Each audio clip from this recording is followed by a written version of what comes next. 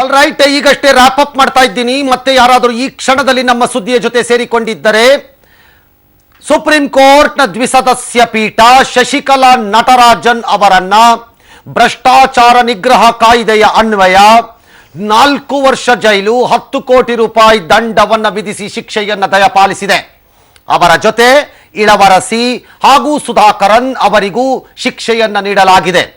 ಅದರ ಜೊತೆಗೆ ಈಗಾಗಲೇ ನಿಧನರಾಗಿರುವ ಜಯಲಲಿತಾ ಅವರು ದೋಷಿ ಎಂದೇ ಪರಿಗಣಿಸಲ್ಪಡುತ್ತಾರೆ ದಾಖಲೆಗಳಲ್ಲಿ.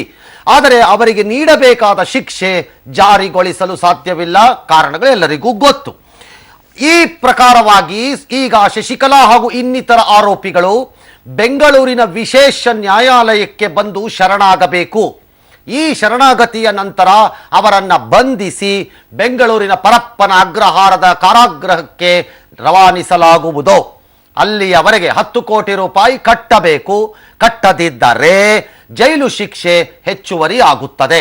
ಇದರ ತಕ್ಷಣದ ಪರಿಣಾಮ 2.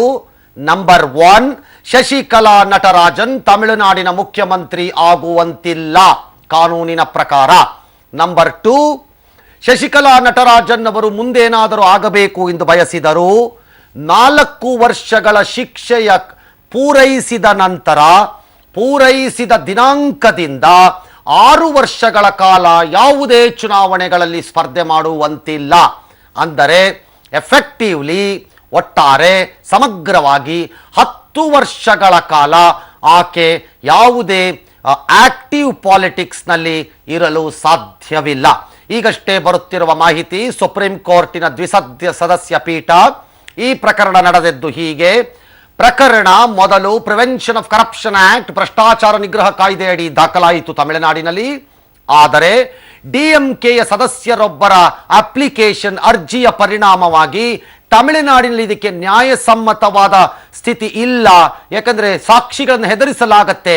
ಹಾಗಾಗಿ ಯಾವುದಾದ್ರೂ ಬೇರೆ ರಾಜ್ಯದಲ್ಲಿ ಇದರ ವಿಚಾರಣೆ ನಡೆಯಬೇಕು ಎಂಬ ಮನವಿಯನ್ನು ಪುರಸ್ಕರಿಸಿ ಸುಪ್ರೀಂ ಕೋರ್ಟ್ ಈ ಪ್ರಕರಣವನ್ನು ಕರ್ನಾಟಕಕ್ಕೆ ವರ್ಗಾಯಿಸಿತ್ತು. ಕರ್ನಾಟಕದಲ್ಲಿ ವಿಶೇಷ ನ್ಯಾಯಾಲಯ ಈ ಪ್ರಕರಣವನ್ನು ಆಲಿಸಿತ್ತು. ದೀರ್ಘಕಾಲ ನಡೆದಂತಹ ಈ ವಿಚಾರಣೆಯ ನಂತರ ವಿಶೇಷ ನ್ಯಾಯಾಲಯ ಜಯಲಲಿತಾ ಹಾಗೂ ಶಶಿಕಲಾ ಮತ್ತು ಇತರರು ದೋಷಿ, ತಪ್ಪು ಮಾಡಿದ್ದಾರೆ, ಅಕ್ರಮ ಆಸ್ತಿ ಮಾಡಿದ್ದಾರೆ ಎಂದು ತೀರ್ಪನ್ನು ಕೊಡಲಾಯಿತು. ಆ ತೀರ್ಪಿನ ಆಧಾರದ ಮೇಲೆ ಅವರೆಲ್ಲರನ್ನು ಬಂಧಿಸಲಾಯಿತು. ಆ ನಂತರ ಅವರನ್ನು ಪರಪ್ರಗ್ರಹಕ್ಕೂ ಕಳಿಸಲಾಗಿತ್ತು. ಆದರೆ ಆಮೇಲೆ ಅವರು ಜಾಮೀನು ಪಡೆದುಕೊಂಡು ಆಚೆ ಬಂದಿದ್ದು ಬೇರೆ ಕತೆ. ಈ ಮಧ್ಯೆ ಕೆಳಹಂತದ ವಿಶೇಷ ನ್ಯಾಯಾಲಯದ ತೀರ್ಪನ್ನ ಶಶಿಕಲಾ ಹಾಗೂ ಜಯಲಲಿತಾ ಕರ್ನಾಟಕದ ಹೈಕೋರ್ಟಿನಲ್ಲಿ ಪ್ರಶ್ನೆ ಮಾಡಿದರು. ಹೈಕೋರ್ಟ್ನ ಏಕಸದಸ್ಯ ಪೀಠ ಅಂದರೆ ಸಿಂಗಲ್ ಜಡ್ಜ್ ಅದನ್ನು ಹಿಯರ್ ಮಾಡಿದ್ರು. ಹಿಯರ್ ಮಾಡಿ ತಮ್ಮ ತೀರ್ಪನ್ನು ಕೊಟ್ಟರು. ಯಾರೂ ತಪ್ಪು ಮಾಡಿಲ್ಲ, ಎಲ್ಲರೂ ನಿರ್ದೋಷಿಗಳು ಎಂದು ಪ್ರಕಟಿಸಿದರು. ಆದರೆ ಈ ಪ್ರಕರಣದಲ್ಲಿ ದೀರ್ಘಕಾಲ ವಿಶೇಷ ಪ್ರಾಸಿಕ್ಯೂಟರ್ ಆಗಿ ಕೆಲಸ ಮಾಡಿದ ಆಚಾರ್ಯ ಅವರು ಹಾಗೂ ಕರ್ನಾಟಕ ರಾಜ್ಯ ಸರ್ಕಾರ ಈ ತೀರ್ಪು ಬಹಳ ದೋಷಪೂರಿತವಾಗಿದೆ, ಇದರಲ್ಲಿ ಹಾಕಿರುವ ಲೆಕ್ಕಾಚಾರಗಳು ಸರಿ ಇಲ್ಲ, ಮಾನ್ಯ ನ್ಯಾಯಮೂರ್ತಿಗಳು ಹೈಕೋರ್ಟಿನಲ್ಲಿ ತಮ್ಮ ತೀರ್ಪಿಗೆ ಬರುವಾಗ, ಆ ತೀರ್ಪನ್ನು ತೀರ್ಮಾನ ಮಾಡುವಾಗ ಅವರು ಮಾಡಿರುವಂತಹ ಲೆಕ್ಕಾಚಾರಗಳು ಗಣಿತ ಶುದ್ಧಂಬೆ ಸುಳ್ಳಾಗಿದೆ, ತಪ್ಪಾಗಿದೆ. ಹಾಗಾಗಿ ಇದಕ್ಕೆ ಮೇಲ್ಮನವಿ ಹೋಗಬೇಕು ಎಂದು ನಿರ್ಧರಿಸಿ ಸುಪ್ರೀಂ ಕೋರ್ಟ್ಗೆ ಈ ಅಂದ್ರೆ ಒಬ್ಬ ನ್ಯಾಯಮೂರ್ತಿ ಕೊಟ್ಟಂತಹ ಹೈಕೋರ್ಟಿನ ತೀರ್ಪಿನ ವಿರುದ್ಧ ಸುಪ್ರೀಂ ಕೋರ್ಟ್ಗೆ ಮೇಲ್ಮನವಿಯನ್ನು ಸಲ್ಲಿಸಲಾಯಿತು. ಸುಪ್ರೀಂ ಕೋರ್ಟಿನಲ್ಲಿ ಮೇಲ್ಮನವಿಯನ್ನ ದ್ವಿಸದಸ್ಯ ಪೀಠ ಆಲಿಸಿದೆ. ಆಲಿಸಿದ ನಂತರ ಈಗಷ್ಟೇ ಕೆಲವೇ ನಿಮಿಷಗಳ ಹಿಂದೆ ಸುಪ್ರೀಂ ಕೋರ್ಟ್ ತನ್ನ ತೀರ್ಪನ್ನು ನೀಡಿದೆ. ದ್ವಿಸದಸ್ಯ ಪೀಠದ ತೀರ್ಪಿನ ಪ್ರಕಾರ ಶಶಿಕಲಾ ನಟರಾಜನ್, ಇಳವರಸಿ, ಸುಧಾಕರನ್ ದೋಷಿ, ತಪ್ಪು ಮಾಡಿದ್ದಾರೆ. 4 ವರ್ಷ ಜೈಲು, 10 ಕೋಟಿ ದಂಡವನ್ನ ಕಟ್ಟಬೇಕು ಎಂಬ ತೀರ್ಮಾನ ಬಂದಿದೆ. ಈ ಕೂಡಲೇ ಆಗಬಹುದಾದ ಅನಾಹುತ, ಶಶಿಕಲಾ ನಟರಾಜನ್ ಮುಖ್ಯಮಂತ್ರಿ ಆಗುವಂತಿಲ್ಲ. ನಂಬರ್ 2, ಎಐಎಡಿಎಂಕೆ ಬೇಕು ಅಂದರೆ ಪನ್ನೀರ್ ಸೆಲ್ವಂ ಅಥವಾ ಬೇರೆ ಅವರನ್ನ ಆಯ್ಕೆ ಮಾಡಿಕೊಳ್ಳಬೇಕು. ನಂಬರ್ 3, ಪನ್ನೀರ್ ಸೆಲ್ವಂ ನಾನೇ ಈಗ ನಾಯಕ ಎಂದು ಹೇಳಿ ಎಡಿಎಂಕೆ ಶಾಸಕರ ಬೆಂಬಲವನ್ನು ಪಡೆದು ಬೇಕಾದರೆ ಮುಖ್ಯಮಂತ್ರಿ ಆಗಿರಬಹುದು. ಈ ಎಲ್ಲವೂ ಸಾಧ್ಯತೆಗಳು ಈಗ ಇದೆ. ಆದರೆ ಶಶಿಕಲಾ ನಟರಾಜನ್ಗೆ ಮಾತ್ರ ತಮ್ಮ ಕನಸು ಈಡೇರಿಸಿಕೊಳ್ಳಲು ಸದ್ಯಕ್ಕೆ ಸಾಧ್ಯವಿಲ್ಲ. ಕನಿಷ್ಠ ಅಂದರೆ 10 ವರ್ಷ. ಹಾಗಿದ್ದರೆ ಈ ತೀರ್ಪಿನ ವಿರುದ್ಧ ಸುಪ್ರೀಂ ಕೋರ್ಟಿನ ದ್ವಿಸದಸ್ಯ ನ್ಯಾಯಮೂರ್ತಿಗಳ ಪೀಠದ ತೀರ್ಪಿನ ವಿರುದ್ಧ ಮೇಲ್ಮನವಿಯನ್ನು ಸಲ್ಲಿಸಬಹುದೇ? 4 ಜಡ್ಜ್ಗಳು, 6 ಜಡ್ಜ್ಗಳು, 8 ಜಡ್ಜ್ಗಳು, ಸಂವಿಧಾನಕ ಪೀಠ ಇದಕ್ಕೆ ಹೋಗಬಹುದೇ? ಇಲ್ಲ. ಅಪೀಲಿಗೆ ಅಲ್ಲಿ ಜಾಗ ಇಲ್ಲದಿರುವುದರಿಂದ ಬಹುಶಃ ಅವರ ದಾರಿಗಳೆಲ್ಲ ಮುಚ್ಚಿ ಹೋಗಿದೆ, ರಾಜಕೀಯ ಭವಿಷ್ಯ ಮುಗಿದು ಹೋಗಿದೆ. ಆ ಪ್ರಕಾರ ಶಶಿಕಲಾ ನಟರಾಜನ್ ಮತ್ತೆ ಕರ್ನಾಟಕದ ಪರಪ್ಪನ ಅಗ್ರಹಾರದಲ್ಲಿ ಅತಿಥಿಯಾಗಿ ಉಳಿದುಕೊಳ್ಳಲೇಬೇಕು. ಈಗಷ್ಟೇ ಬಂದಿರುವ ಸುದ್ದಿ, ಶಶಿಕಲಾ ನಟರಾಜನ್ ಹಾಗೂ ಇತರ ಆರೋಪಿಗಳನ್ನ ಸುಪ್ರೀಂ ಕೋರ್ಟ್ ಶಿಕ್ಷೆಗೆ ಗುರಿ ಮಾಡಿದೆ.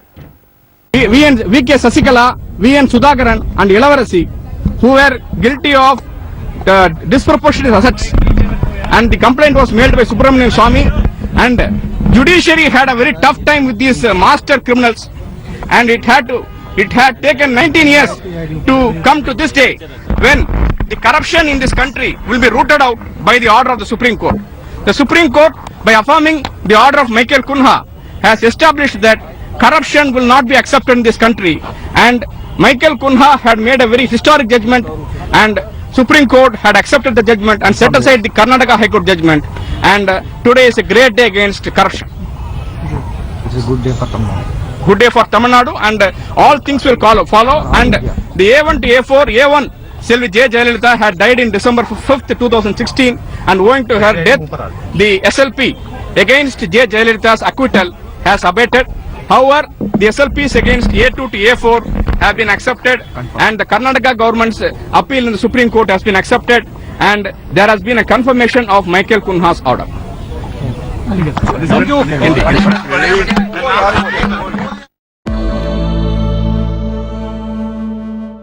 ರಾಜ್ಯ ರಾಜಕೀಯದಲ್ಲಿ ವಾರದಿಂದ ಡೈರಿಯ ಸುದ್ದಿ ಇತ್ತು. ಈಗ ಅದಕ್ಕೆ ಸಿಡಿ ಸೇರ್ಕೊಂಡಿದೆ. ಸಿಎಂ ಸಿದ್ದರಾಮಯ್ಯ ತಮ್ಮ ಕುರ್ಚಿ ಉಳಿಸಿಕೊಳ್ಳಕ್ಕೆ ಕಾಂಗ್ರೆಸ್ ಹೈಕಮಾಂಡ್ಗೆ 1000 ಕೋಟಿ ರೂಪಾಯಿ ಕಪ್ಪ ಕೊಟ್ಟಿದ್ದಾರೆ ಅಂತ ಸಿದ್ದರಾಮಯ್ಯ ಆಪ್ತ MLC ಗೋವಿಂದರಾಜು ಅವರ ಮನೆಯಲ್ಲಿ ಸಿಕ್ಕಿರೋ ಡೈರಿನಲ್ಲಿ ಎಲ್ಲ ವಿವರ ಇದೆ ಅನ್ನೋ ಆರೋಪವನ್ನ ನಾನು ಗಂಭೀರವಾಗಿ ಮಾಡಿದ್ದೇನೆ ಅಂತ ಯಡಿಯೂರಪ್ಪ ಹೇಳಿದ್ದಾರೆ. ಮತ್ತೆ ಬಿಜೆಪಿ ಕಚೇರಿಯಲ್ಲಿ ಕೋರ್ ಕಮಿಟಿ ಸಭೆ ನಡೆದಿದೆ.